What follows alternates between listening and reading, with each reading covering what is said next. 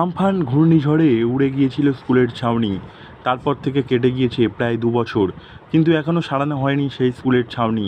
এমন অবস্থার মধ্যে নামখানার স্কুলের রান্নাঘরের পাশে চলছে পড়াশোনার কাজ। স্কুলের রান্নাঘরের পাশে বারান্দাতে নেওয়া হচ্ছে খুদে পড়ুয়াদের ক্লাস। উনানের ধোঁয়াতে চোখ মুখ জ্বালা করছে পড়ুয়াদের, তার মধ্যেও চলছে পড়াশোনার কাজ। এই স্কুলটা হচ্ছে আমফান থেকে কোনো কাজ, আমফানের সময় ছাদ উড়ে গেছে, সেখান থেকে কোনো কাজ হচ্ছে না। সব জেলাই বলো যাই বলো সব জানাচ্ছি, কিন্তু কোনো কাজ হচ্ছে না। আর বাচ্চারা পড়তে পারছে না। যেইখানটা পড়া হচ্ছে, সে পড়াশোনা হচ্ছে, সেইখানটায় রান্নাঘর। বাচ্চারা ধোঁয়াতে পড়াশোনা করতে পারছে না, প্রচুর অসুবিধা হচ্ছে। এবং ধোঁয়া যে হচ্ছে, বাইরে গিয়ে পড়াশোনা করতে হচ্ছে, লিখতে হচ্ছে, আবার এসে দিদিমণিকে ক্লাসরুমে করতে হচ্ছে। শুধুমাত্র পড়ুয়ারা নয়, অসুবিধায় পড়েছেন স্কুলের শিক্ষক শিক্ষিকারা।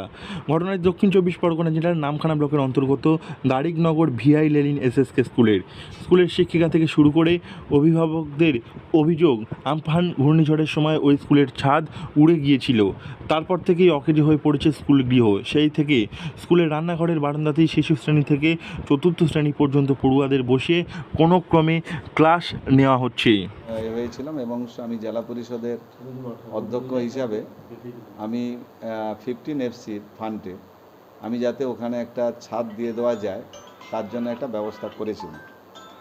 এবং আশ্চর্যের ব্যাপার, আমি অনেকবার এখানকার এলাকার ছেলেদেরকে নিয়ে আলোচনা করেছি, কিন্তু কতিপয় ব্যক্তি তারা যেভাবে আপত্তি রাখছে তাতে 7 লক্ষ টাকায় ছাদ ঢালাইটা কিছুতেই সম্ভব নয়। আমার যেটা সীমিত অর্থ ছিল তাতে আমি বরাদ্দ 7 লক্ষ টাকা দিয়েছিলাম। মিড ডে মিল রান্নার সময় উনানের ধোঁয়াতে চোখ মুখ জ্বালা করে পড়ুয়াদের, একইভাবে উনুনের ধোঁয়াতে শ্বাস প্রশ্বাসের কষ্ট হয় শিক্ষিকাদের। স্থানীয় গ্রাম পঞ্চায়েত এবং বিডিও অফিস সহ বিভিন্ন দপ্তরে জানিয়েও কোনো সুরাহা হয়নি। স্কুল গৃহ অকেজো হয়ে পড়ায় তলানিতে গিয়ে ঠেকেছে পড়ুয়াদের সংখ্যা। আগে স্কুলটিতে পড়ুয়ার সংখ্যা ছিল ১০০, বর্তমানে তা ক্রমে হয়েছে ২৭।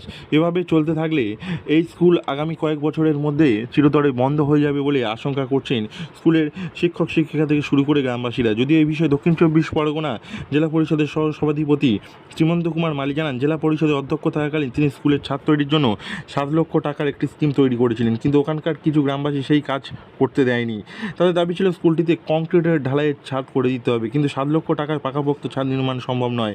তবে নতুন পদে নিযুক্ত হওয়ার পর সেই সমস্যা দ্রুত সমাধান করার তিনি চেষ্টা করবেন বলে জানিয়েছেন। নামখানা থেকে নব মল্লিকের রিপোর্ট, লোকাল 18 বাংলা।